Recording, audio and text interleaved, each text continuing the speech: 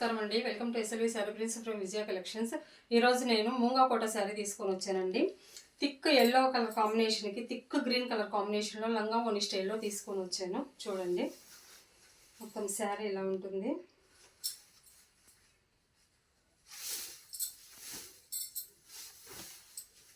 మనకి కుచ్చుల దగ్గరికి వచ్చేసరికి ఇలా ఉంటుంది.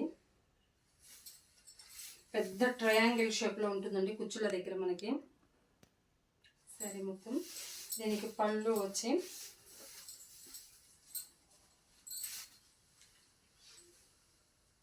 ఇలా ఉంటుంది.